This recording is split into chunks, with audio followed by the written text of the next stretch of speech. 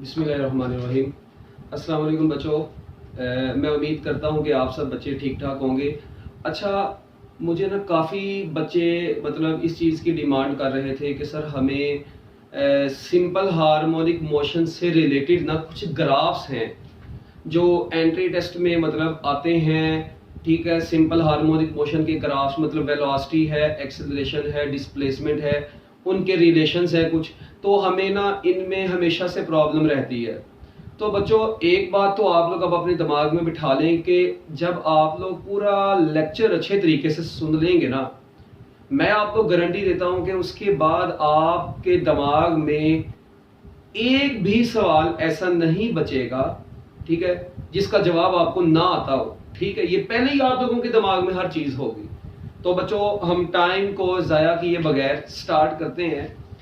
Velocity का relation, displacement का और एक्सेलरेशन का, ये तीन रिलेशंस हैं हम लोगों ने जो डिराइव करने हैं। वो डिराइव कैसे करने, देखिए हमारी बुक में ना ये टॉपिक का नाम है SHM and uniform circular motion. Actually ये टॉपिक जो है जी, ये SHM and uniform circular motion. अच्छा, अब ये इसके बिल्कुल बेसिक कॉन्सेप्ट्स हैं और ये मैं एफएससी के लेवल से थोड़ा सा ऊपर जाके मतलब एंट्री टेस्ट की बात करूंगा बस इस लेक्चर में। मैं इस लेक्चर में इस टॉपिक से रिलेटेड एमडी कैट के एमसीक्यूज डिस्कस करूंगा, ई कैट के एमसीक्यूज डिस्कस करूंगा, ठीक है, फंक के एमसीक्यूज डिस्कस करूंगा, ना कि ये पूरे टॉपिक को डिस्कस करूंगा। मगर जिस तरीके से मैं इसको डिस्कस करूंगा, आप लोगों को इसकी ए टू जी इंशाल्लाह 100% समझ आ जाएगी। तो पहले टॉपिक का नाम लिखें, SHM and uniform circular motion. क्या नाम है बच्चों? SHM and uniform circular motion. सबसे पहले नाम लिखें इसका। अब नाम लिख लिया है तो फिर अब आगे चलेंगे हम। SHM and uniform circular motion. देखिए, मैं आप लोगों के सामने बच्चों यहां पर एक मैस स्प्रिंग सिस्टम बनाता हूं ऐसे। This is a vertical mass spring system. ये बच्चों एक वर्टिकल मैस स्प्रिंग सिस्टम में आप लोगों के सामने ड्रॉ कर दिया है ये। ठीक है, इस मैस को जैसे ही मैं इधर से इधर तक ले आऊंगा, मीन पोजीशन से एक्सट्रीम तक लेकर आया, इसको मैंने छोड़ दिया, क्या ये मैस इस तरीके से वाइब्रेट करना शुरू करेगा बच्चों? बिल्कुल करना शुरू करेगा। So this is known as vertical mass spring system. ये कौन सा सिस्टम है? Vertical mass spring system. एक बात तो ये डन होगी। अच्छा, अब जैसे ही इस मैस के साथ बच्चों हम लोग क्या अटैच कर देते हैं, एक पॉइंटर अटैच कर देते हैं। मैं इसको जो मर्जी नाम दे सकता हूं, पी का नाम देते हैं। This is a pointer P. ठीक है, देखिए जिस तरीके से ये मैस वाइब्रेट करेगा, ये पूरा सिस्टम ऑसिलेट करेगा, क्या उसी तरीके से, ठीक है, यानी मैस स्प्रिंग ऑसिलेशंस होंगी, उसी तरीके से ये पॉइंटर भी लगा हुआ मूव नहीं करेगा। जैसे ये मैस ऊपर जाएगा, पॉइंटर भी ऐसे ऊपर जाएगा, मैस नीचे आएगा, पॉइंटर भी नीचे आएगा। इट मींस मैं कह सकता हूं इसकी मोशन, ठीक है, पॉइंटर की मोशन इस मैस की मोशन की वजह से हो रही है। ऐसा ही है। लो जी, एक बात, अब जब ये मैस अभी मीन पोजीशन पर है बच्चों, ये मैस अभी मीन पोजीशन पर है ऐसे, this position A is mean position. ये कुछ देर बाद मतलब इसको ऐसे मैं नीचे लेके आया एक्सट्रीम तक, उसके बाद ये यहां पे आया, फिर ये ऊपर जाएगा ऐसे अपनी इनर्शिया की वजह से, आपको पता है ना। तो सपोज करते हैं this extreme position is B and this extreme position is C. हम लोगों ने बच्चों इनको नाम दे दिए हैं ए बी सी का। ठीक है, अच्छा, अब होगा क्या, जैसे ही यहां से पहले इसको मैं थोड़ा सा मतलब आगे को बढ़ा देता हूं, ठीक है, बल्कि आगे बढ़ाने से पहले ना आप लोग देखें क्या इसकी मोशन सिंपल हार्मोनिक मोशन हो रही है। ए से बी, बी से ए से सी, सी से वापस ए, फिर बी, मतलब इस तरीके से ये वाइब्रेशन इसकी होती जा रही है। ठीक है, जबकि यहां पर ए मीन पोजीशन है, बी और सी कौन सी पोजीशन है बच्चों? एक्सट्रीम पोजीशन है। ठीक है, अच्छा, उसके बाद मैं ना इधर साथ ही ना एक सर्कल बनाता हूं। ये मैंने बच्चों क्या बनाया है? एक सर्कल बनाया। इसको थोड़ा सा मतलब मैं आप लोगों को इस तरह कह लें कि पहले इसको मैं आगे को बढ़ा देता हूं अपनी आसानी के लिए। ऐसे इसको मैंने थोड़ा सा आगे को बढ़ा दिया ऐसे, और इधर से बच्चों मैं अभी एक सर्कल बनाऊंगा। तो आप लोगों ने भी इसको मतलब आप लोग तो स्केल के मुताबिक जब बनाते हैं तो बन जाता है बड़ी आसानी से। ठीक है, रफली तो मैं इसको बना सकता हूं, मगर इसको मैं थोड़ा सा नीट करके ड्रॉ करूंगा। ये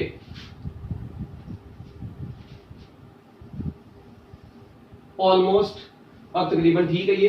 तो बच्चों इसी को मैं अब आगे ऐसे बढ़ा दूंगा, ठीक है, ये ग्राफ ऐसे आगे चलता जा रहा है। अब आप लोगों ने इस चीज पर जरा गौर करना है कि ये इसका मतलब एक ये लेवल ऐसे, सॉरी ये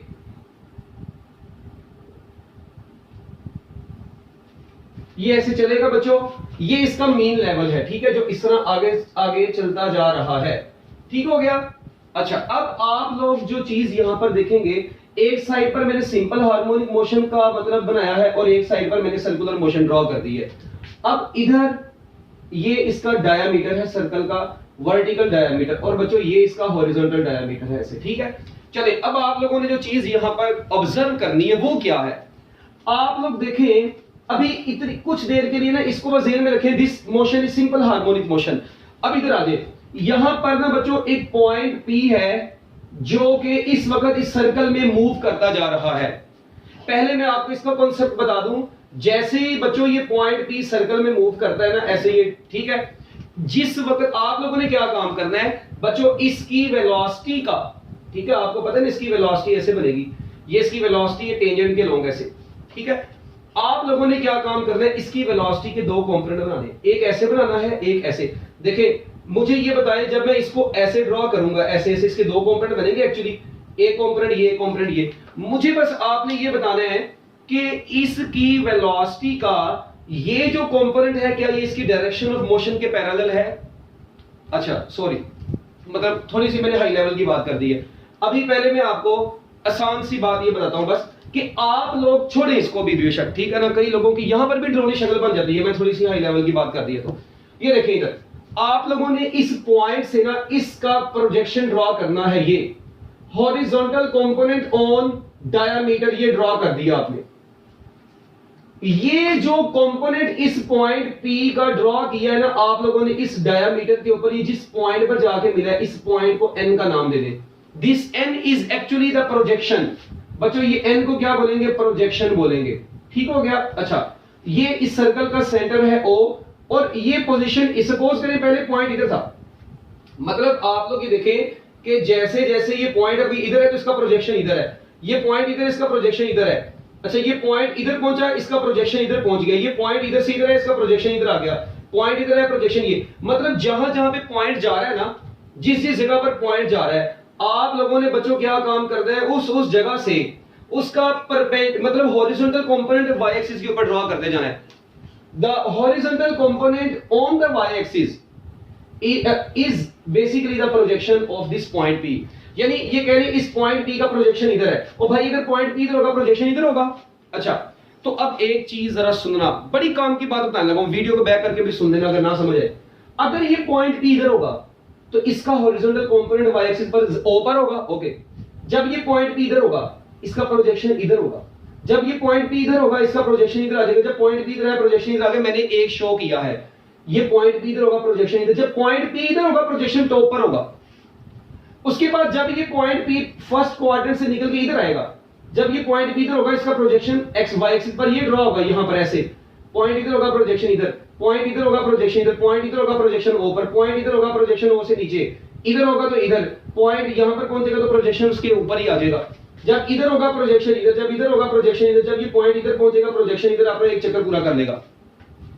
अब इधर से कॉन्सेप्ट क्या निकला, इधर से कॉन्सेप्ट ये निकला, as this point P is moving along this circular path, its projection N is performing simple harmonic motion about diameter.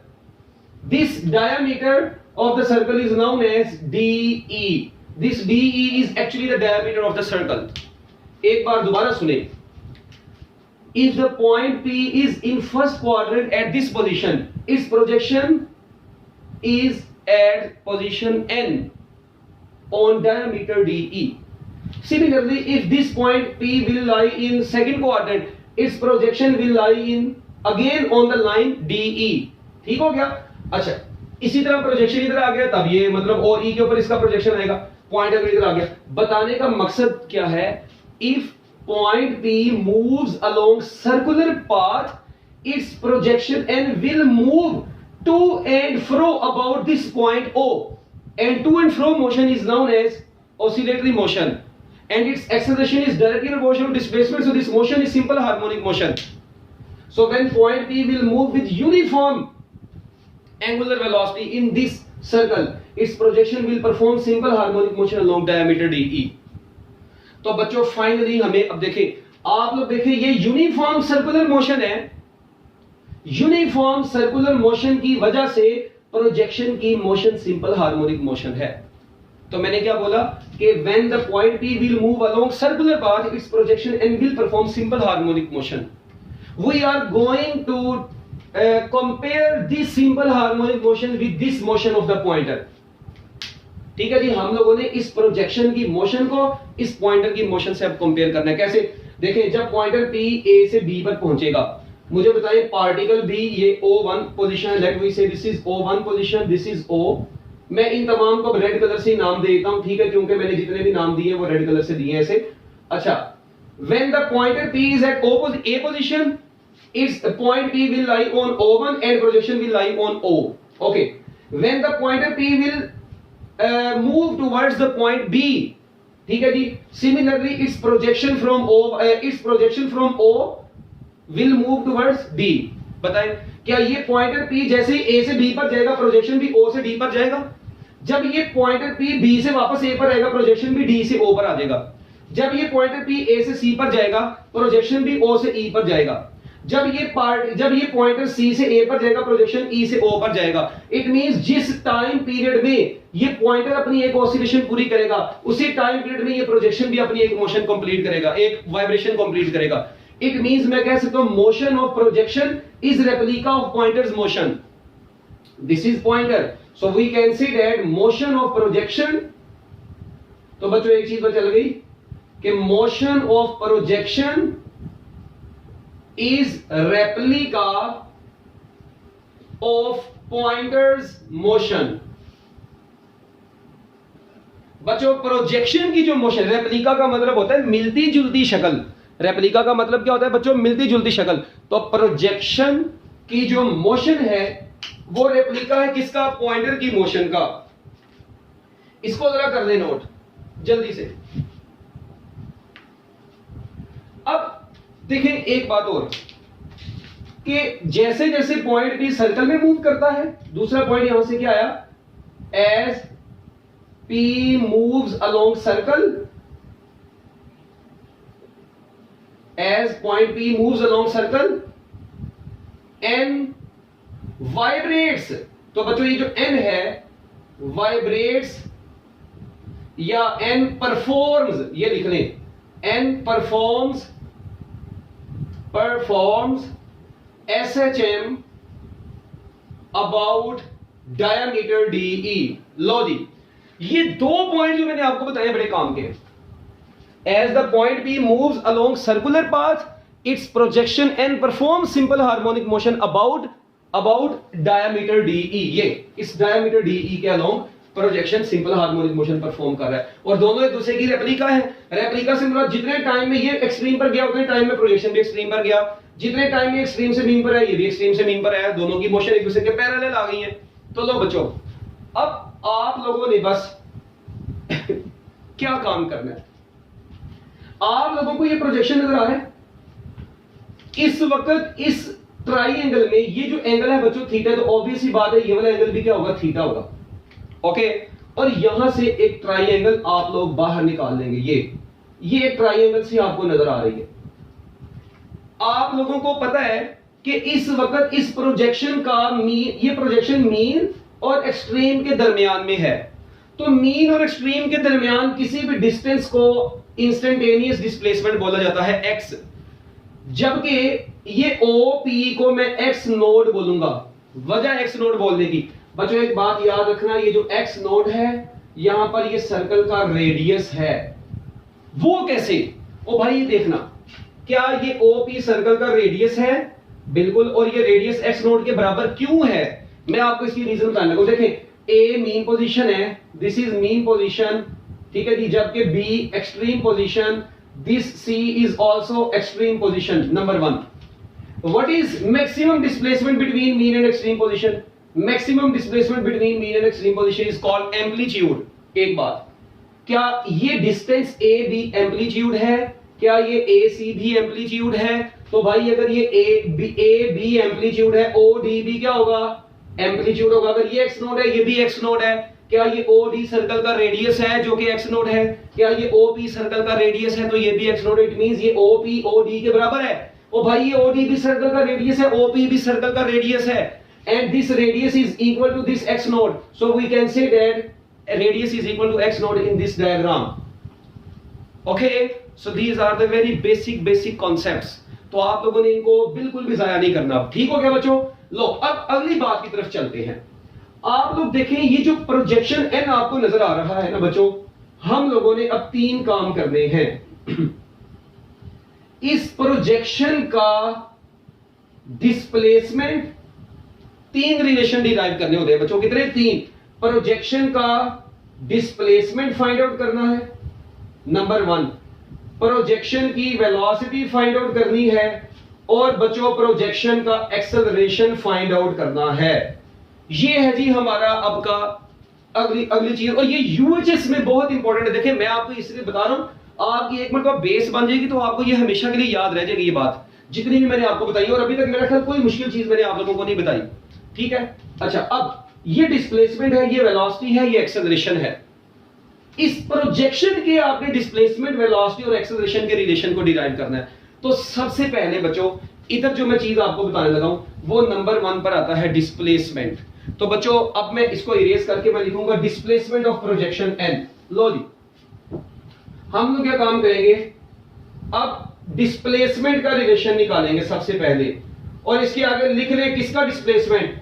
Displacement of projection n। कई लोगों को तो पूरा एफएससी गुजर जाती है, उनको यही नहीं पता होता कि ये डिस्प्लेसमेंट का रिलेशन है किसका। वो कहते हैं पता नहीं ये पॉइंट पी का, भाई ये प्रोजेक्शन जो सिंपल हार्मोनिक मोशन परफॉर्म कर रहा है, ये उसका डिस्प्लेसमेंट का रिलेशन निकालेंगे। तो बच्चों ये ट्राइएंगल आपको एक नजर आ रही है जो मैंने ब्लैक कलर की इधर बनाई है। इस ट्राइएंगल में आप लोग देखें ये एक्स नोड है, ये एक्स है, ये एंगल थीटा है। ठीक हो गया? ये ओ है, ये एन है, ये पी है। आप लोगों ने इस ट्राइएंगल में साइन थीटा अप्लाई करना है। बच्चों साइन थीटा किसके बराबर होता है? Perpendicular over hypo. Sine theta बच्चों किसके बराबर होता है? Perpendicular over hypo.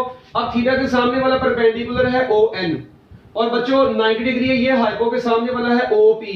तो बच्चों ओ एन कितना है? एक्स, और ये कितना है? X node. तो बच्चों एक तो चीज साफ नजर आ गई, एक्स नोड नीचे डिवाइड हो रहा है तो जाके हो जाएगा ठा हो जाएगा, ठा बोले तो मल्टीप्लाई। तो बताओ भी x इज इक्वल टू कितना आ गया? X note sine theta.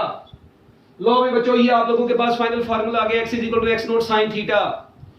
In this relation, this theta is actually this angle. This x node is amplitude of the circle or radius of the circle, and this x is instantaneous displacement of the projection. Done? अच्छा अब एक चीज जरा आप लोगों ने बड़ी गौर से सुननी है। आप लोग देखें ये डिस्प्लेसमेंट चेंज हो रहा है थीटा के चेंज होने से। मतलब बताने का मतलब ये है कि ये जो डिस्प्लेसमेंट है ना, this displacement is function of this theta. This displacement is function of this theta. तो इसका मतलब ये सपोज करें अभी मैं आप लोगों को कहता हूं शुरू में बच्चों एंगल 0 डिग्री है, मतलब पार्टिकल यहां पे, मुझे बताएं जब मतलब ये पॉइंट पी भी यहां पर है तो थीटा 0 डिग्री, साइन 0 0, डिस्प्लेसमेंट क्या आ जाएगा? 0 आ जाएगा। इट मींस ये प्रोजेक्शन अभी ओ, मतलब प्रोजेक्शन अभी ओ पर होगा। अच्छा जब ये पॉइंट पी यहां से इधर आ गया, एक्स एक्सिस से टोटल एंगल इसका 90 बन गया। बच्चों जब ये 90 बन जाएगा, साइन 90 मैक्सिमम हो जाएगा, तो आप लोग देखें प्रोजेक्शन ओ से डी पर आ जाएगा, उसका डिस्प्लेसमेंट मैक्सिमम हो जाएगा जो कि एम्पलीट्यूड के बराबर होगा, पॉजिटिव एक्स नोड आ जाएगा। उसके बाद जब पार्टिकल बी से इधर आ जाएगा तो टोटल उसका एंगल 180 हो गया, साइन 180 0 हो गया, उसका डिस्प्लेस और उसका प्रोजेक्शन दोबारा ऊपर आ जाएगा। और प्रोजेक्शन का डिस्प्लेसमेंट जब प्रोजेक्शन पड़ा ही ऊपर होगा तो डिस्प्लेसमेंट 0 होगा। सिमिलरली अगर पॉइंट पी ई पर आ गया तो बच्चों उसका टोटल एक्स एक्सिस एंगल 270 बनेगा, साइन 270 -1, तो आंसर आएगा -x नोड। -x नोड का मतलब है प्रोजेक्शन अब मैक्सिमम डिस्प्लेसमेंट पर है मगर मीन पोजीशन की दूसरी साइड पर, मतलब लोअर साइड पर। Similarly, when point P will reach at again O1, its total angle will be 360 degree. Sin 360 degree, 0 displacement will again 0 because the projection will lie on point O. So we can say that, देखना है बच्चों, एक चीज तो अब यहां से और हमारे सामने आने लगी है कि जैसे जैसे हम लोग इस एंगल को, ये देखना इधर मैं एंगल लिखता हूं, शुरू में 0 डिग्री लिखता हूं, 90 degree, 180 degree, 270 degree, 360 degree.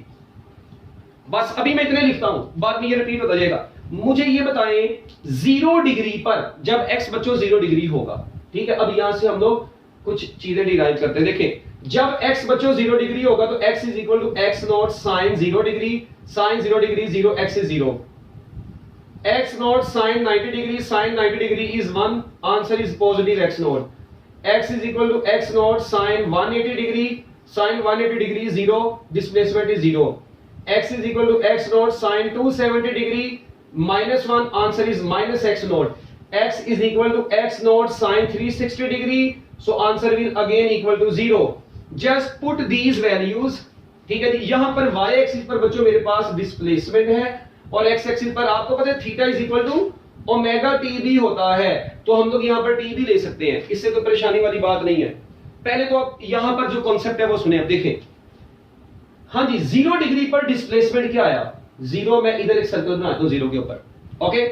What about 90 degree, 90 degree पर पॉजिटिव मैक्सिमम, तो पॉजिटिव मैक्सिमम पर ऊपर को, मतलब ऊपर को मैक्सिमम, 180 पर अगेन 0, 270 पर maximum but in downward direction, और 360 पर बच्चों दोबारा 0। तो जरा इन तमाम पॉइंट्स को आप लोगों ने बड़े प्यार से मिला देना, तो आप लोगों के पास ये एक वेव बन जाएगी। It means displacement time graph, so we can say that displacement time graph of projection n is sinusoidal। बच्चों प्रोजेक्शन n का जो ग्राफ बन रहा है वो क्या बन रहा है, साइनोसाइडल ग्राफ बन रहा है। क्या sinusoidal means this graph is a sine wave, तो बच्चों ये ग्राफ एक साइन वेव है। लो भाई, ये है आप लोगों के पास डिस्प्लेसमेंट का relation. By changing the value of theta displacement will change. तो अब मैं आप लोगों से एमसीक्यू पूछ सकता हूं। देखिए अब आपको पता है, ये एक बात और यहां पर याद रखनी है, एक बात और यहां पर याद रखनी है कि देखें ये था, ये कौन सा पॉइंट था, ये 0 वाला मीन पॉइंट पोजीशन है। 0 डिग्री, 180 डिग्री, 360 डिग्री, ये 3 ऐसे पॉइंट है जो बच्चों मीन पोजीशन पर ही रह रहे हैं। जबकि ये 90 डिग्री वाला एंगल और ये 270 वाला बच्चों ये एक्सट्रीम पर जा रहे हैं। इट मींस मैं कह सकता हूं ये मीन पोजीशन है, ये मीन पोजीशन है, ये मीन पोजीशन है। एक बात डन। जबकि this is extreme position, this is extreme position, so we can say that displacement of the projection is positive maximum at 90 degree. Similarly, we can say that displacement of the projection is negative maximum at 270 degree. Very very important MCQs. और भाई जिसको concept आ गया उसके लिए यार MCQ में अब क्या मसला है, नो प्रॉब्लम। तो बच्चों 90 डिग्री पर पॉजिटिव मैक्सिमम है और extreme position, it means 90 degree 270 degree, ये दो एंगल हैं पूरी फर्स्ट रेवोल्यूशन में। ये वो दो एंगल हैं जिन दो एंगल्स पर एक्सट्रीम पोजीशन आती है। नेगेटिव एक्सट्रीम 270 पर, पॉजिटिव एक्सट्रीम 90 डिग्री पर, और मीन पोजीशन के 3 एंगल है, 0 डिग्री, 180 डिग्री और 360 डिग्री। ये 0 डिग्री, 180 डिग्री, 360 डिग्री। लो बच्चों एक और चीज, एक और मैं आप लोगों को बस एक बात बताता हूं।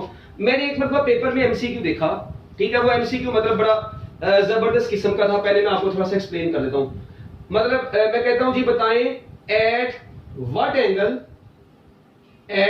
Angle x is equal to √3/2x node.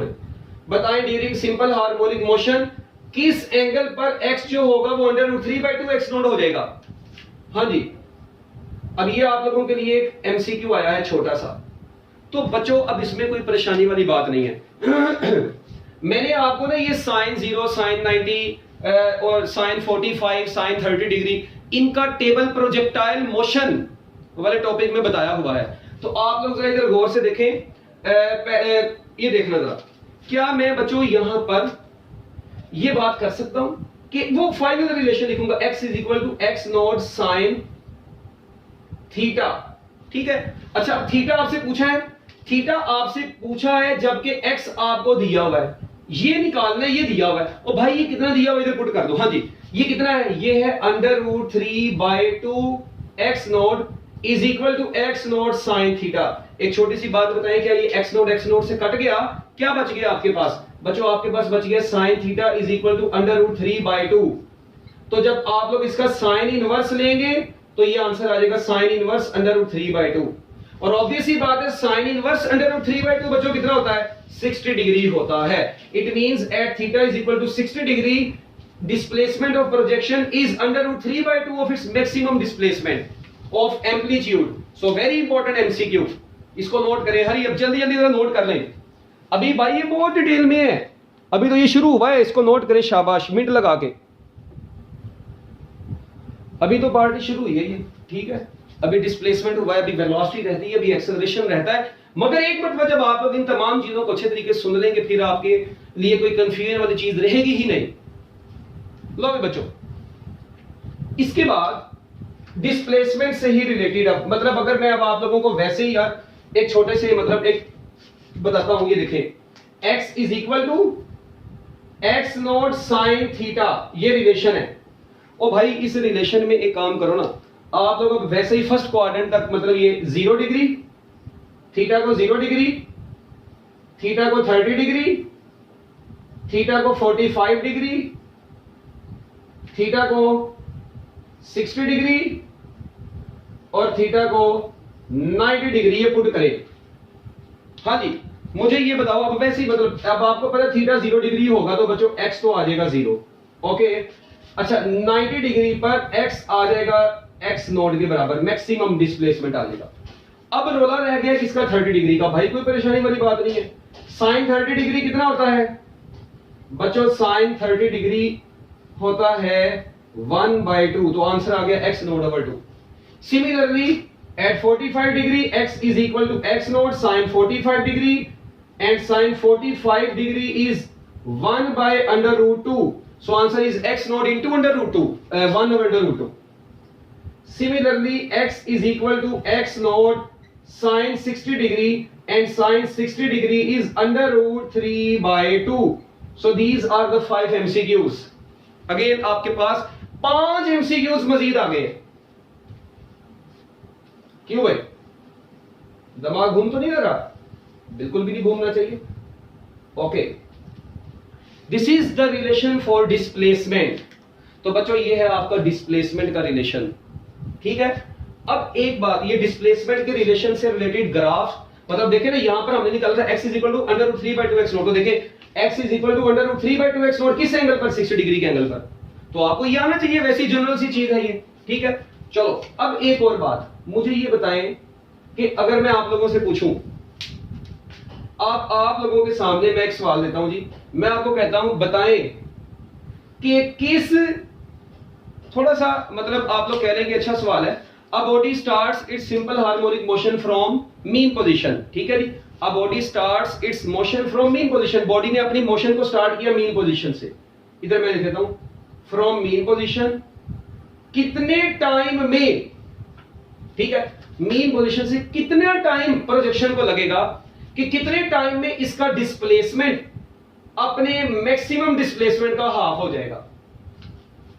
अब जरा मेरे अल्फाज पे बच्चों आपने गौर करना है। क्या करना है? गौर करना है, फिर समझ आएगा। मैंने सवाल पूछा कि ये projection and simple harmonic motion perform कर रहा है फ्रॉम मीन पोजीशन से स्टार्ट होकर ऐसे से मूव कर रहा है। बताएं कितने टाइम में इसका डिस्प्लेसमेंट अपने मैक्सिमम डिस्प्लेसमेंट का हाफ हो जाएगा। वो कौन सा टाइम इंटरवल होगा जिस टाइम इंटरवल में इसका डिस्प्लेसमेंट अपने मैक्सिमम डिस्प्लेसमेंट का क्या होगा? हाफ होगा। ऑप्शंस अब आप लोगों के सामने मैं लिख देता हूं, ए बी सी डी। पहली ऑप्शन है t/6, t/12, t/12, t/8, t/6, 6 तो हो गया था, t/4। लो जी बच्चों, ये अब आप लोगों के सामने आ गया। अब बच्चे यहां पर ना अपने तरफ से कॉन्सेप्ट लगाते हैं, अच्छा ये टोटल x नॉट होगा, ये सेंटर में x नॉट ओवर 2 होगा, टोटल टाइम ये कितना होगा? t/4 होगा, तो उसका हाफ कर दे t/8 आ जाएगा। चेक करते हैं कि आप लोगों की ये assumption सही है या नहीं। ये देखें, आप लोगों ने क्या काम करना है, x is equal to x not sine theta की जगह पर लिख देना है ओमेगा टी, ठीक है। एक बात आपको पता है, मैं इसको ऐसे ही लिख सकता हूं, साइन ओमेगा कितना होता है? 2 pi over capital T into T. ये लो 2 pi by capital T into T मैंने लिख दिया। अच्छा अब मुझे एक बात बताएं, अब आपको सवाल t आपने मालूम करना है जबकि x आपको गिवन है। कितना गिवन है x, बस यहां पर पुट कर दो बच्चों। x आपको गिवन है x naught over 2 is equal to x not sine 2 pi by capital T into T, यही गिवन है आपको। ओके बच्चों ये x नॉट इस x नॉट से कट गया, नंबर 1। अच्छा ये कट गया तो आपके पास उधर क्या बच गया, ये 1/2 बचेगा, साइन उधर जाके साइन इनवर्स नहीं हो जाएगा, sine inverse 1/2 is equal to 2 pi by capital T और ये आ गया स्मॉल t। बस मुझे बताएं साइन इनवर्स 1/2 कितना होता है बच्चों। साइन इनवर्स 1/2 30 डिग्री होता है और आपको पता है 30 डिग्री जो होता है इसको मैं पाई बाय 6 लिख सकता हूं, बिल्कुल लिख सकता हूं। ये तो मतलब आपको पता है रेडियन इसको, तो ये पाई बाय 6 आ गया। Pi by 6 is equal to 2 pi by capital T into T. अच्छा अब ये पाई इस पाई से कट गया, ये t उधर गया 2 इधर आ गया, ठीक है। ये पाई कट गया, t उधर चला गया 2 इधर आ गया, तो 2 6 से मल्टीप्लाई हो जाएगा तो कितना बन जाएगा, तो बच्चों आपका आंसर आ जाएगा t is equal to t by 6 sorry t by 12। So t by 12 is your final answer. This is your answer. And body starts its motion from mean position. At what displacement from the mean position? क्या नाम है? If displacement from the mean position is x naught over 2, what will be the time required for to move this displacement? बताएं इस displacement के लिए कितना time required होगा? So you will calculate by using this formula. ओ भाई ये बढ़िया आराम से किया, विद इन सेकंड्स ये कैलकुलेशन हो जाती है, इसमें कोई परेशानी वाली बात नहीं है। एक बात और, ये डिस्प्लेसमेंट की अभी तक बात चल रही है, ये अभी तक सिर्फ हम डिस्प्लेसमेंट की बात कर रहे हैं, displacement time graph of projection and which is performing simple harmonic motion along diameter D थी। अब एक बात और बड़ी इंटरेस्टिंग चीज जो मैं आपको बताने लगा हूं, देखें अगर बच्चों मैं आपको कहता हूं body starts it's motion from extreme position, बच्चों अगर बॉडी अपनी मोशन को स्टार्ट करें कहां से, एक्सट्रीम पोजीशन से। सुनना पहले, देखें अभी तक आपने जो थीटा पढ़ा था बच्चों, याद रखना अभी तक आपने जो थीटा पढ़ा था ना, वो थीटा किससे बन रहा था, एक्स एक्सिस से, और पार्टिकल फर्स्ट क्वाड्रेंट में था। अच्छा अगर पार्टिकल इधर हो, लेट वी से ये पार्टिकल अब सेकंड क्वाड्रेंट में चला गया, this is O, this is P, तो बच्चों इसका प्रोजेक्शन ये है, दिस इज N, ये तो बात मानते हैं। अच्छा अब मुझे एक बात बताएं, आप लोगों ने एंगल जो मेजर करना है वो हमेशा एक्स एक्सिस से टोटल मेजर करना है, ये वाला एंगल, ये टोटल एंगल इस वक्त इसका एक्स एक्सिस से कितना बन रहा है, आप लोग देखें ये एंगल 90 डिग्री है और सपोज करते हैं बच्चों ये वाला एंगल फाई है। हमें नहीं पता ये एंगल इस वक्त क्या है, मैंने नाम दे दिया यार, अल्फा नाम दे दो, बीटा नाम दे दो, जो मर्जी नाम दे दो, मैंने फाई का नाम दे दिया। मतलब ये जो एंगल है ना, ये वाला, ये एंगल फाई है और ये लो पहले ऐसे कर लो, और ये एंगल इतना वाला ये 90 डिग्री है, ये ऐसे, this angle is phi, this angle is 90 degree. So what will be the total angle, इसका मतलब अब इसके डिस्प्लेसमेंट के रिलेशन में x is equal to x not sine, अब टोटल एंगल आएगा फाई प्लस 90 डिग्री।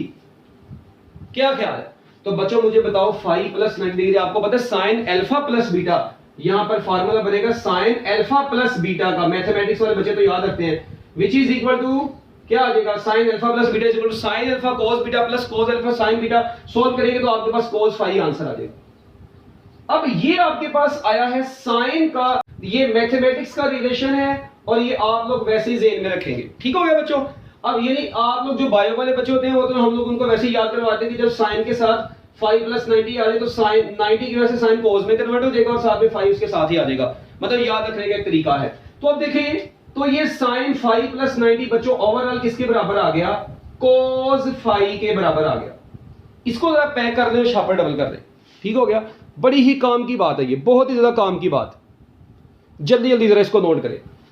अब देखें इसका मतलब है ये रिलेशन कब यूज होगा, when body starts it's motion, अब मैं पूरा नहीं लिख रहा, फ्रॉम एक्सट्रीम पोजीशन। अगर आप लोगों ने डिस्प्लेसमेंट एक्सट्रीम पोजीशन से इसका मेजर करना है, ठीक है, तो बच्चों फिर आप लोग क्या करेंगे, उसके लिए साइन की बजाय क्या यूज किया करेंगे, कोस यूज किया करेंगे। अब बच्चे कहते हैं सर मतलब इसका क्या मतलब, ये कि ये सवाल आपको नजर आ रहा है, इसी सवाल में देखें मैं बच्चों अगर इसी सवाल में मीन पोजीशन की जगह पर क्या लिख दूं, बच्चों मैं इधर लिख देता हूं एक्सट्रीम पोजीशन। क्या लिख देता हूं? Extreme position. चलिए अब मुझे बताएं, जब मैं एक्सट्रीम पोजीशन यानी if in which interval of time displacement will become half of amplitude when body starts its motion from extreme position, when body starts simple harmonic motion from extreme position, or when displacement is made from extreme position. If displacement is equal to half of the amplitude, what will be the time interval? तो बताएं क्या time interval होगा बच्चों। सारा formula ऐसे, अब extreme position की बात हो गई है तो बच्चों यही साइन किस में कन्वर्ट हो जाएगा? कॉज में। बाकी तो मैंने छेड़ा भी नहीं है अभी इसको, ये भी किस में कन्वर्ट हो गया? कॉज में। मतलब यहां पर कॉज आ गया साइन साइन की जगह पर, इधर भी कॉज आ गया और इधर आ गया कॉज इनवर्स। और बच्चों यहां पर क्या आएगा? हाँ जी, इसको सॉल्व करें। कॉज इनवर्स 1/2 जो होता है ना, ये होता है 30 डिग्री। अपना क्या नाम है? कॉज इनवर्स 1/2 60 डिग्री होता है। तो मुझे बताएं 60 डिग्री होगा तो π/3 नहीं होगा, 60 डिग्री को π/3 बोलते हैं। तो बच्चों मुझे अब बताएं t, यहां से इसको सॉल्व करें, 3 × 2 कितना हो जाएगा? 6। तो बच्चों यहां पर क्या आएगा आपके पास? यहां पर आएगा 6। लो भी बच्चों, ये था आपका डिस्प्लेसमेंट से रिलेटेड सारे के सारा कॉन्सेप्ट। अब एक बात अपने जहन में रखें, मैंने जो आप लोगों को बातें बताई हैं आपकी टेक्स्ट बुक से बाहर नहीं बताई, मैथमेटिकल चीजें बताई हैं, एमसीक्यूज इनसे रिलेटेड बताए हैं। मैं उम्मीद करता हूं कि डिस्प्लेसमेंट से रिलेटेड कोई भी अगर एमसीक्यू आया तो इससे बाहर नहीं आएगा। और यहां पर सिर्फ और सिर्फ फर्स्ट और सेकंड क्वाड्रेंट को डिस्कस किया है, अभी मैं थर्ड या फोर्थ क्वाड्रेंट की तरफ नहीं गया, because in our textbook we are not going to deal with third और फोर्थ क्वाड्रेंट। ठीक है, our textbook is only going to discuss first and second quadrant. तो बच्चों याद रखिए, हमारी बुक जो फर्स्ट और सेकंड क्वाड्रेंट को डिस्कस करे, तो हम क्यों बाकी क्वाड्रेंट को भी डिस्कस करें, फिलहाल वो हमारे टॉपिक नहीं है। ओके, तो लो जी बच्चों, ये था आपका SHM and uniform circular motion में प्रोजेक्शन का डिस्प्लेसमेंट निकालने का रिलेशन। अभी ये सिर्फ डिस्प्लेसमेंट का रिलेशन है, अभी ये सिर्फ किसका रिलेशन है? डिस्प्लेसमेंट का रिलेशन है। अब इसी से आगे बच्चों हम लोग इसको स्टार्ट करेंगे, वेलोसिटी के रिलेशन को डिराइव करेंगे। ठीक है, तो displacement time graph is sine wave. लो बच्चों, अब आ गई है वेलोसिटी की बात। SHM and uniform circular motion में अब बच्चों किसकी बात आ गई? वेलोसिटी की बात आ गई है।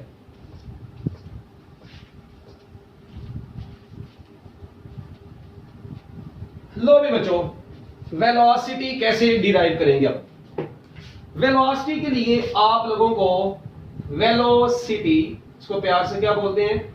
वेलोसिटी। अच्छा, अब वेलोसिटी, अगर मैं आप लोगों को बच्चों ये कहता हूं, ये देखें, यही मेरे पास ये सर्कल है, ठीक है। अब इस सर्कल में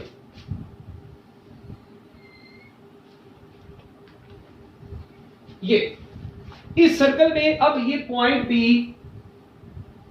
इस वक्त इस पोजीशन पर है, इसका प्रोजेक्शन n इस पोजीशन पर होगा, ये थीटा है, ये भी थीटा है, ये x है, ये x नोड है, ये d है, ये e है, ऐसा ही है। चलो मुझे ये बताएं, क्या ये पॉइंट P सर्कल में इस वक्त ऐसे मूव कर रहा है, तो बच्चों इसकी वेलोसिटी सर्कल के टेंजेंट के अलोंग होगी। तो एक बात यहां से ये डन हो गई कि इस वक्त इस पार्टिकल की वेलोसिटी सर्कल के टेंजेंट के अलोंग है। The velocity of the particle और point P is along tangent to the circle. किसके अलोंग है बच्चों? टेंजेंट टू द सर्कल के अलोंग है। ओके, तो आप लोग एक काम करें, छोटा सा काम करना है, इसकी वेलोसिटी के दो कंपोनेंट्स ड्रॉ करेंगे। क्या एक कंपोनेंट ऐसे बनेगा और एक कंपोनेंट ऐसे नहीं बनेगा? इतना सा एक ये ट्राइंगल सी बन जाएगी, ऐसे नहीं है। अच्छा, मैं जरा इसको साइड पर निकाल दूं एक मरतबा, ये देखना जरा, इसको जूम करने लगा इसके इतने से हिस्से को, ये ऐसे है एन पी, एक बात इधर से ये ऐसे है, this angle is theta. Okay, क्या इधर पार्टिकल की वेलोसिटी इस डायरेक्शन में है? बिल्कुल है, बोलो ओ भाई, है कि नहीं है?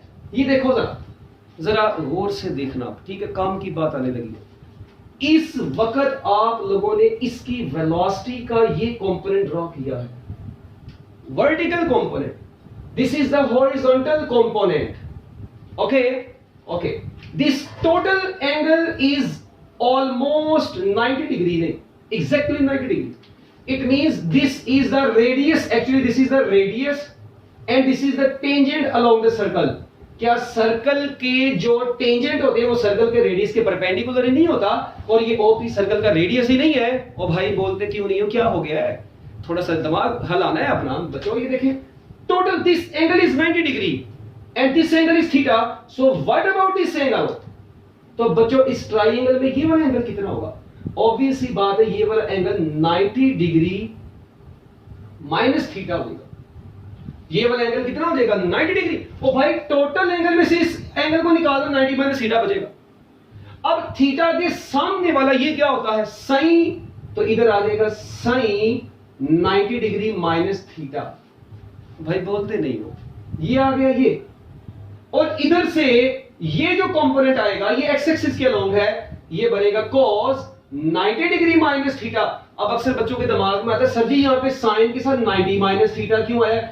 ओ भाई ये ट्राइंगल है, तो ट्राइंगल में ये कंपोनेंट्स जो है, तो जाहिर बात है कंपोनेंट्स के साथ एंगल भी तो वही आएगा जिस ट्राइंगल का एंगल बनेगा।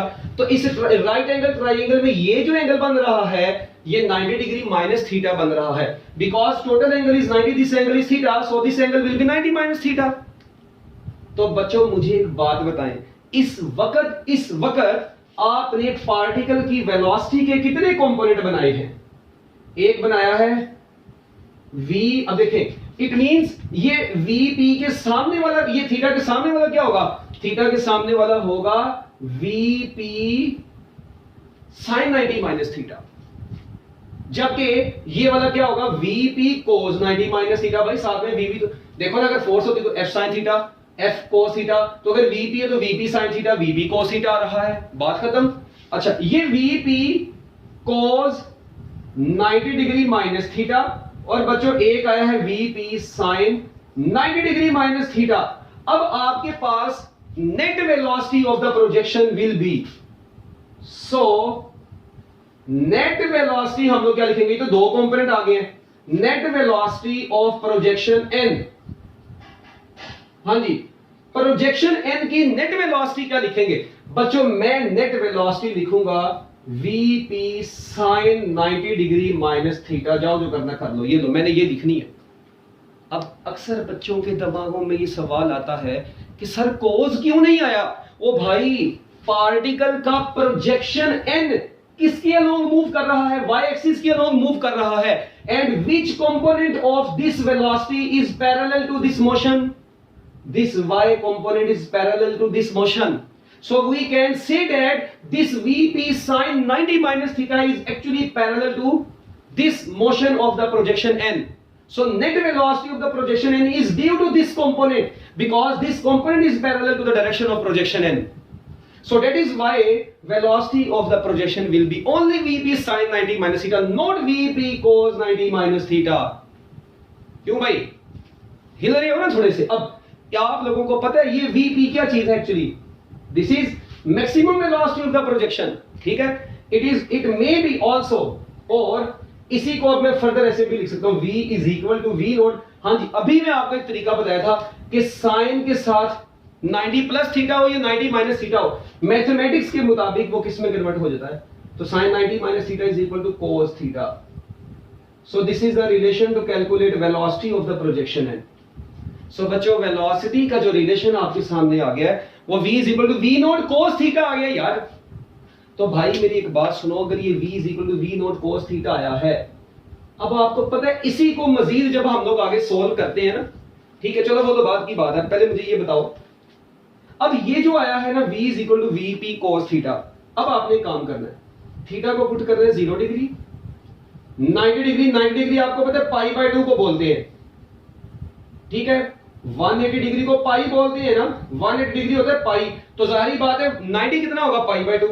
ओके, उसके बाद 270 डिग्री 3 पाई बाय 2, और बच्चों 360 डिग्री कितना होता है? 2 पाई। चले पहले ये एंगल पुट करें। हाँ जी, जब आप लोग बच्चों ये वाले एंगल्स यहां पर पुट करेंगे, ठीक है, तो अब आप लोग मुझे ये बताएं, जब ये सारे एंगल यहां पर पुट करेंगे तो क्या बनेगा? तो वेलोसिटी की शक्ल कुछ ऐसी नहीं हो जाएगी जैसी मैं इधर करने लगा हूं इसकी बेचारी की। ये देखो जरा, पहले ये बन जाएगी v is equal to v naught maximum velocity. Okay, this v is equal to 0, there will be v is equal to minus v naught, again v will be 0, ठीक है, और 360 पर अगेन आंसर आ गया 0, sorry maximum v naught, positive v naught. ओ भाई sine cos 360 degree 1 होता है ना, तो वो v नॉट आ जाएगा, 180 माइनस 1 होता है। जरा एक इंटरेस्टिंग चीज मुझे बताना, अगर बच्चों में आप लोगों के सामने अभी इधर ग्राफ ड्रॉ करूं, क्या ड्रॉ करूं, ग्राफ ड्रॉ करूं, तो इस ग्राफ से आप लोग मुझे क्या बताने जा रहे हैं? ये देखिए, पहले 0 degree, 90 degree, 180 degree, 270 degree, 360 degree. हाँ जी, एट 0 डिग्री, अच्छा ये कौन सी पोजीशन थी? This is mean position, this is mean position, this is mean position, ठीक है। तो 2 पाई, पाई और 0, this is mean position. What about these positions? These are extreme position, pi by 2, pi by 3, pi by 2, negative extreme, positive extreme. Okay, जरा गौर करना, mean position पर velocity क्या आ रही है? तीनों जगहों पर भाई मैक्सिमम आ रही है, जबकि एक्सट्रीम पोजीशन पर वेलोसिटी 0 होती है। तो जाहिर बात है एक्सट्रीम पोजीशन पर पार्टिकल जाएगा, प्रोजेक्शन जाएगा तो रुकेगा तो वापस आएगा ना। इट मींस हाईएस्ट पॉइंट पर पहुंचे उसकी वेलोसिटी 0 होनी है। So at extreme position velocity is 0 during simple harmonic motion. Important बातें होती है। अब देखो, हाँ जी, 0 डिग्री के ऊपर वेलोसिटी क्या आई? मैक्सिमम। ओ भाई 90 डिग्री पर क्या आई? 0। 180 पर क्या आई? Negative maximum. 270 पर 0। 360 डिग्री पर दोबारा पॉजिटिव मैक्सिमम।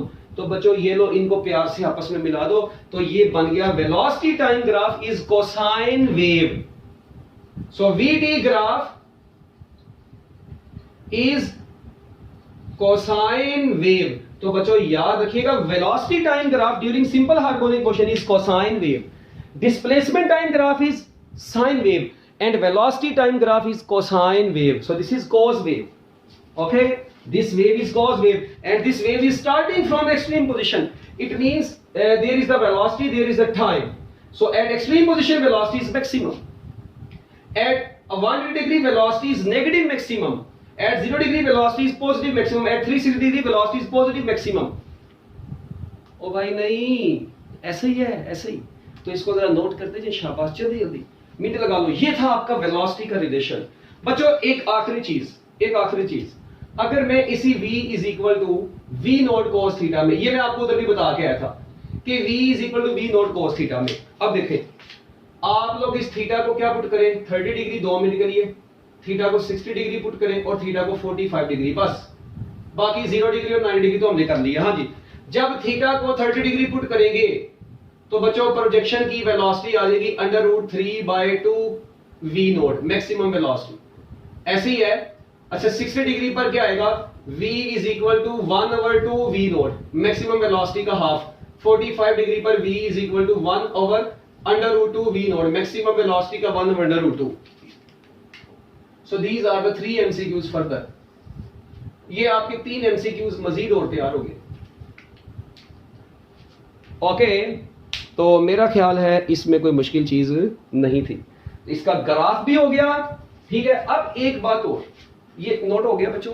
अब मैं आपको एक बड़ी काम की बात बताऊं, जब हम लोग इसको सारे को सॉल्व करते हैं, ये v is equal to v naught cos theta, बच्चों जब इस सारे को सॉल्व करते हैं, cos की जगह पर √1 minus sin square theta, sin theta is equal to x/x naught, v is equal to x naught omega, उसको सॉल्व करते हैं तो ओवरऑल हमारे पास वेलोसिटी का जो फाइनल रिलेशन आता है ना, वो आता है जो आप लोग अपनी टेक्स्ट बुक में पढ़ते हैं, x नॉट का square minus x square, v is equal to omega √x naught का स्क्वायर माइनस x स्क्वायर। बच्चों आप लोग ये पढ़ते आए हैं, ठीक है। अच्छा अब ये v is equal to omega √x naught का स्क्वायर माइनस x स्क्वायर, ये आ गया आपके पास। अब इधर से हम लोग फर्दर अभी 2 चीजें और डिस्कस करेंगे। बच्चों मुझे ये बताओ, क्या x इज इक्वल टू 0 और x is equal to x naught नहीं होता? This is at extreme position, this is at mean position.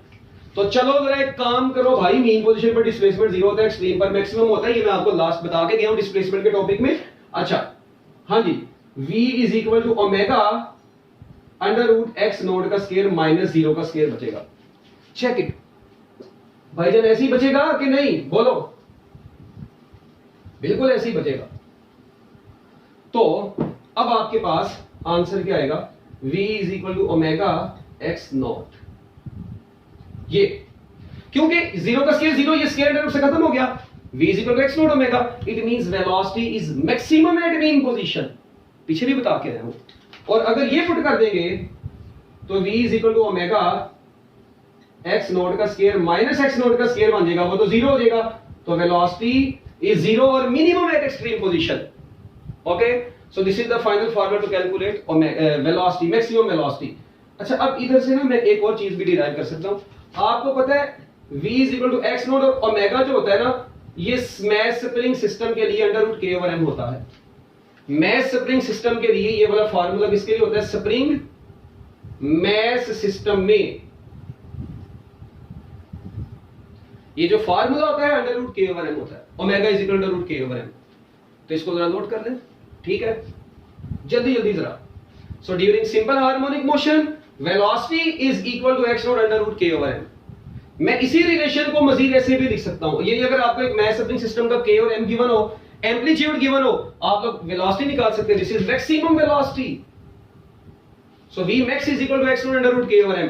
Similarly मैं ऐसे भी लिख सकता हूं v max is equal to, इसके साथ max लगा ले बेशक, v max is equal to omega कितना होता है, ओमेगा होता है 2 pi f x not.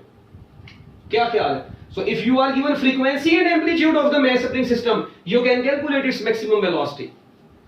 Similarly, we can also say that maximum velocity is equal to 2 pi over capital T into x naught। क्या ख्याल?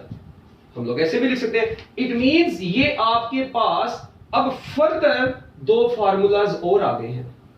If you are given the frequency and time period with amplitude, you can calculate maximum velocity. ठीक है? So these are the relations for the velocity of the projection n. V is equal to omega under root x naught square minus x square. ठीक है, चलिए बच्चों इसको भी जरा कर लें सोल्व। ठीक है, आपका ये वेलोसिटी का रिलेशन भी खत्म हो गया है, क्योंकि हम लोग मैस स्प्रिंग सिस्टम को डील कर रहे थे। तो मैस स्प्रिंग सिस्टम की वेलोसिटी का रिलेशन भी आप लोगों की निगाहों के सामने आ गया है। क्यों बे बच्चों, कुछ मुश्किल तो नहीं था ना इसमें। इसके बाद आगे चलते हैं हम लोग वेलोसिटी के बाद बच्चों आगे एक्सेलरेशन की तरफ। अब हमारा नेक्स्ट आखिरी पॉइंट है एक्सेलरेशन।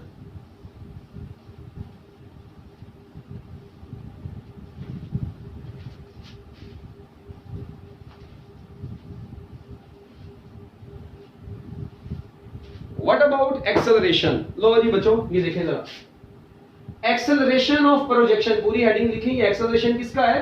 प्रोजेक्शन का एक्सेलरेशन है। तो बच्चों कोई परेशानी वाली बात नहीं है। सबसे पहले वही डायग्राम पुराने वाली, ठीक है, जो चलती आ रही है बचपन से, ये डायग्राम बनाएं। इस डायग्राम में ये पॉइंट P है, ये प्रोजेक्शन N है, ये O है, ये X है, ये और ये क्या नाम, ये X था, ये X नोट था, ये एंगल थीटा था, ये भी एंगल थीटा है। ओके, अब ये X नोट इधर में नहीं दिख रहा है वक्ती तौर पर। मुझे ये बताएं, जब ये पार्टिकल P सर्कल में मूव करेगा, क्या इसका acceleration directed towards centre of the circle नहीं होगा? भाई बोलो, होगा ना। This acceleration is centripetal acceleration actually. क्या ख्याल है? This acceleration is centripetal acceleration which is directed towards the center of the circle. Just draw the rectangular components of this centripetal acceleration. So in this triangle, in front of theta, this component will be AP sin theta, and this component will be AP cos theta. X axis के long, Y axis के long, theta के सामने वाला sin, दूसरा वाला cos। बच्चों मुझे ये बताएं, इट मींस इस वक्त जिस तरह वेलोसिटी के दो कंपोनेंट आए थे, इसी तरह एक्सेलरेशन के भी दो कंपोनेंट आ गए। एक आ गया AP cos थीटा, एक आ गया AP sin थीटा। ऐसे ही है। मुझे बताएं, net acceleration of the projection n is given by, हाँ जी, net acceleration of projection n, हाँ जी, बच्चों net acceleration of projection n कैसे निकलेगा?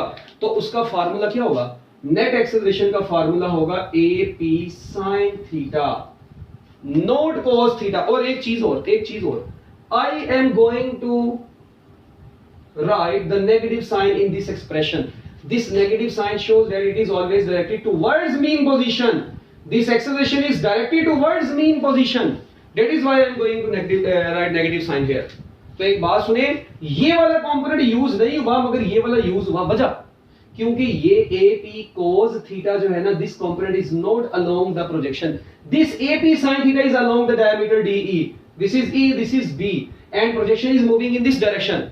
So projection is along this direction. So AP sin theta is also along this direction. भाई बोलो ये क्या? तो एक बात छोटी सी, जरा कान खोल के सुनना। इधर भी वही एंगल पुट करने 0 डिग्री,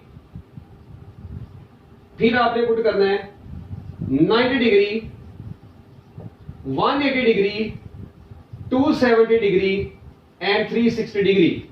चलो बच्चों, जब मैं यहां पर 0 डिग्री पुट करूंगा 90, 180, 270, 360, हाँ जी 0 डिग्री पुट करूंगा a इज इक्वल टू 0 आएगा। 90 डिग्री पुट करूंगा a is equal to minus AP आ जाएगा क्योंकि sin 90 तो बंद हो जाएगा। अगेन एक्सेलरेशन 0, ये आ जाएगा पॉजिटिव AP और यहां पर अगेन आ जाएगा 0। लो बच्चों ये तो पुट कर लेना यार। अब मैं क्या काम करने लगा हूं? ग्राफ ड्रॉ करने लगा हूं। एक्सेलरेशन टाइम ग्राफ, सुनना गौर से सुनना, ये देखो 0, 90, 180, 270, 360। हाँ जी 0 डिग्री पर एक्सेलरेशन क्या है बच्चों? 0 डिग्री पर एक्सेलरेशन 0, 90 पर मैक्सिमम नेगेटिव, 180 पर 0, 270 पर पॉजिटिव मैक्सिमम, 360 पर 0। So this graph is this. So we can say that acceleration time graph is inverse sine wave। बच्चों ये कौन सी वेव है? बोलो ना, इनवर्स साइन वेव है। इनवर्स साइनोसाइडल का ऑपोजिट बन गई है। सो इनवर्स साइन वेव डन हो गया। लो जी, एक तो ये भी अब आप लोगों के पास बात आ गई, acceleration time graph is inverse sine wave. अब एक जो काम की बात और मैं आपको बताने लगा हूं, अगर अब वही बात थीटा को 0 डिग्री पुट करें, 30 डिग्री पुट करें, 45 डिग्री, 60 डिग्री, आई थिंक अब वो तो आप लोग कर लेंगे बच्चों। उसके बाद जब आप लोग इसको सोल्व करते हैं ना, तो आपके पास फाइनल एक्सेलरेशन का रिलेशन आता है omega square x omega square. ये फाइनल आपके पास रिलेशन आता है बच्चों। अगर इस रिलेशन में अब आप लोग बात करें मीन पोजीशन की तो x 0, अगर आप लोग बात करें एक्सट्रीम पोजीशन की तो x नोट। चलो जरा शाबाश, मीन पोजीशन पर x क्या है 0 और एक्सट्रीम पोजीशन पर x क्या है x नोट। एक काम करो, मीन पोजीशन पर x 0 होने की वजह से तो आपके पास एक्सेलरेशन तो 0 आ जाएगा, एक्सट्रीम पोजीशन पर acceleration x naught omega square आएगा and this acceleration is known as maximum acceleration. ओ भाई ऐसे ही है, ये एक्सेलरेशन का रिलेशन आता है। तो अब मेरी एक बात सुने, अगर अब आप लोग सिमिलरली उसी तरह बिल्कुल जिस तरह वेलोसिटी में पढ़ा था, अब एक काम करो, ओमेगा की जगह पर पुट कर दो 1 मर्तबा under root k over m, तो मैक्सिमम एक्सेलरेशन बराबर आएगा x नोट अकेला k ओवर m आ जाएगा। क्यों? क्योंकि under root k over m होगा, स्क्वायर की वजह से कैंसिल हो जाएगा। और एक और फाइनल रिलेशन यहां पर ये भी बनेगा, x नोट यहीं पर रहा, ये बन गया 2 पाई ओवर t का होल स्क्वायर। और एक बड़ी इंटरेस्टिंग चीज बताऊं, एक बड़ी इंटरेस्टिंग चीज, इसी रिलेशन को जरा ओपन करना, maximum acceleration is equal to 4 pi square x naught over t square. एक काम करते हैं, t स्क्वायर को उधर ले जाते हैं, t square is equal to 4 pi square x naught over maximum acceleration. What about time period? Just take under root on both sides, t will be equal to 2 pi under root x node over a max. So this is the final formula to calculate time period. So we can generally we can say that, बच्चों generally मैं इसको ऐसे भी लिख सकता हूं कि time period is equal to 2 pi। अगर ये maximum acceleration ना होता तो ये maximum amplitude भी ना होता। मैं just लिख देता हूं displacement over acceleration। ये लो, वो अलग बात है, जब डिस्प्लेसमेंट मैक्सिमम है तो एक्सेलरेशन भी मैक्सिमम होता है, क्योंकि एक्सेलरेशन का डिस्प्लेसमेंट के साथ डायरेक्ट रिलेशन होता है, a is directly proportional to x। तो लो जी बच्चों, t is equal to 2 pi under root displacement over acceleration. So in any harmonic oscillator HO, in any harmonic oscillator, if you are given displacement and acceleration, if you are given displacement and acceleration, you can calculate time period. Okay ओ भाई ठीक है, तो अगर आपको displacement और मैं कहता हूं जी a simple harmonic oscillator is vibrating with displacement 10 meter and it has acceleration also 10 meter per square second. What will be its time period? This is 10, this is 10, 10 will cut with 10, under root 1 is 1, so answer is 2 pi second. So time period will be 2 pi second. What about frequency? 1 over 2 pi second, 1 over 2 pi hertz. So these are the basic concepts of velocity, displacement and acceleration of projection n. लो भी बच्चों, ये था मेरा काम था आप लोगों को एक एक चीज को मुकम्मल तौर पर बता देना। अब मैं आप लोगों से, अगर मैं आप लोगों को कोई भी अब एमसीक्यू देता हूं, तो मेरा ख्याल है कि अब आप लोग एमसीक्यूज तो कर लेंगे कि नहीं करेंगे। तो समरी के तौर पर लो जरा हम लोग अब इस चैप्टर की मतलब इस टॉपिक की आज की इस लेक्चर की ओवरऑल समरी अगर करें, तो बच्चों सबसे पहले मैंने डिस्प्लेसमेंट का रिलेशन पढ़ा x not sine theta, x is equal to x naught cos theta. This is from extreme position and this is from mean position, एक ये पढ़ा। फिर v is equal to v naught cos theta पढ़ा, और v is equal to omega under root x naught का square minus x square पढ़ा। ओ भाई नहीं, ठीक है। और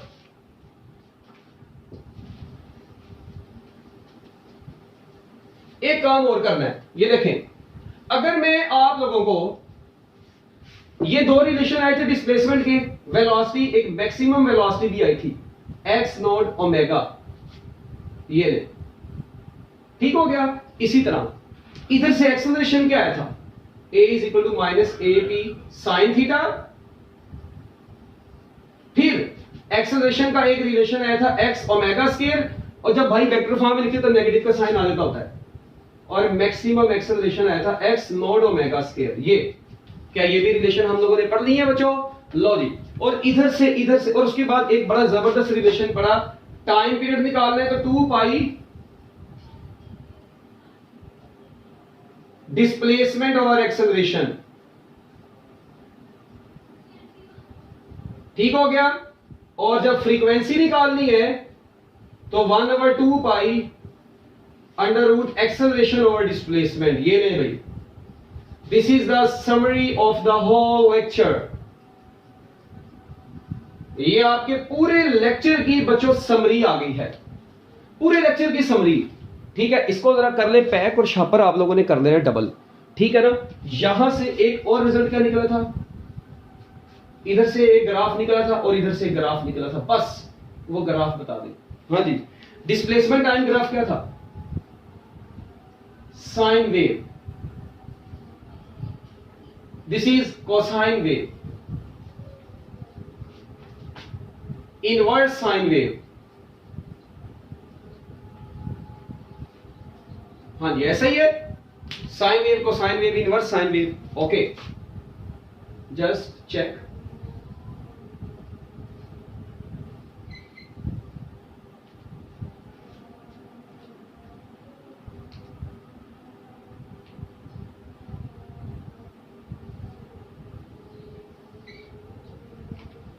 ये था, ठीक हो गया।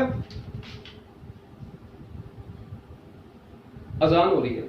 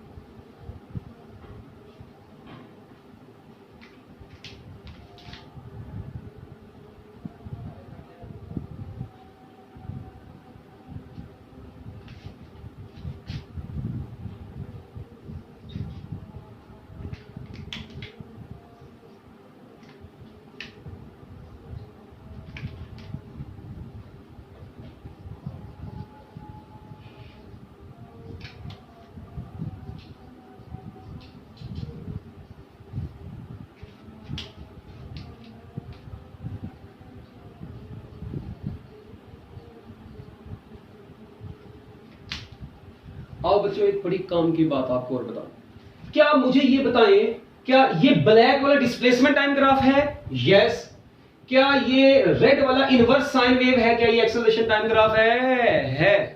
क्या ये वेलोसिटी टाइम ग्राफ ऐसे ही था? Yes. It means this is velocity, this is displacement and this is acceleration. तो just draw the vector diagram. अच्छा बच्चों, जितना कुछ अभी तक आपने पढ़ा है ना, जितना भी अभी तक ये लेक्चर पढ़ा है, सारे के सारे फार्मूलाज हम लोग एक ग्राफ की मदद से इनको कैलकुलेट करेंगे। एक मैं ग्राफ आपके सामने बनाऊंगा और उससे हम लोग एमसीक्यूज, मतलब ये एक ही ग्राफ है, इससे आपको बेशुमार एमसीक्यूज आ सकते हैं। ये ग्राफ आपके सामने कुछ ऐसे है, जरा देखिए। हाँ जी, इधर मैं आपको कहता हूं late we say 0 second, 1 second, 2 second, 3 second, 4 second, ठीक है। y एक्सिस पर this is 10 metre, this is 5 metre, this is -5 metre, this is -10 metre. This displacement time graph is given. Let we say this displacement time graph is part of your MDCAT और entry test MCQ, ठीक है। ये देखें, आप लोगों ने क्या काम करना है, टाइम पीरियड बताना है, फ्रीक्वेंसी बतानी है, एंगुलर फ्रीक्वेंसी बतानी है, मैक्सिमम वेलोसिटी बतानी है, ठीक हो गया। मैक्सिमम वेलोसिटी बतानी है, एक्सेलरेशन बताना है मैक्सिमम इस वेव का, और आपने बताना है कि अगर t 0.5 सेकेंड हो, कितना हो, 0.5 सेकेंड हो, तो डिस्प्लेसमेंट क्या होगा। ये आपने सारा कुछ इसके बारे में मुझे बताना है। बच्चों मेरी एक बात सुने, बड़ा आसान सा, मैं आपको इसका शॉर्टकट ऑलरेडी बता चुका हूं कि टाइम पीरियड कैसे निकालना है। क्या काम करेंगे बच्चों, टाइम पीरियड। ओ भाई, जिस टाइम के बाद वेव अपने आप पूरी वेव के टाइम को, ये this is your time period, so your time period is 4 second. I think there is no problem, very very simple. What about frequency, reciprocal of time period 1/4, 0.25 hertz. What about angular frequency? Angular frequency is 2 pi over capital T. So omega is equal to 2 pi by 4, pi by 2 radian per second is your angular velocity. What about maximum velocity? लो जी, अब ये तीन निकालते हैं। Maximum velocity कैसे निकालनी है भाईजान, तो क्या काम करना है, V max is equal to x naught omega. What about amplitude? चले ऊपर लिख लें, इधर एम्पलीट्यूड भी बताना है ताकि कई लोगों को दोहरा ना पड़े। तो वो साफ नजर आ रहा है, maximum displacement is amplitude, so amplitude is 10 metre, ठीक है। So maximum velocity is equal to x naught omega, 10 into omega कितना है, pi by 2, so answer is 5 pi metre per second. This is the maximum velocity. What about acceleration? Maximum acceleration is equal to x naught omega square. X naught is 10, omega is pi by 2 का whole square, तो answer बच्चों आ जाएगा 10 pi square by 4 which is equal to 5 pi square by 2 meter per square second. This is your acceleration. What is difficult? Nothing is difficult. Okay बच्चों, ये आ गया। इसके बाद अब है टाइम। मुझे ये बताओ डिस्प्लेसमेंट टाइम ग्राफ क्या था यार, x is equal to x not sine 2 pi over capital T into 0.5, यही आया है। ओ भाई T 0.5, okay, just calculate sine 2 pi over capital T, ठीक है। अब मुझे ये बताएं, ये जो T आपको दिया है, ये कितना दिया है, इसको ना, इसको ऐसे लिखे 0.5t लिखे, सॉरी 0.5t। तो बच्चों ये 0.5t, क्योंकि अदरवाइज वो t तो यहां पर रहेगा ना, तो 0.5t लिख रहे इसको। 0.5t का मतलब क्या है, इसका मतलब है t/2।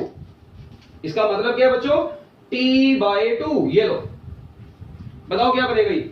ओ भाईजान ये देखिए जरा, इधर जरा माहौल चेक करना। ये देखिए, ये 2 से कट गया, किधर गया, ये 2 से कट गया, क्या बच गया आपके पास, आपके पास बच गया x नॉट साइन t से कट गया, सिर्फ क्या बच गया, पाई बच गया। और साइन 180 क्या होता है बच्चों, 0 होता है।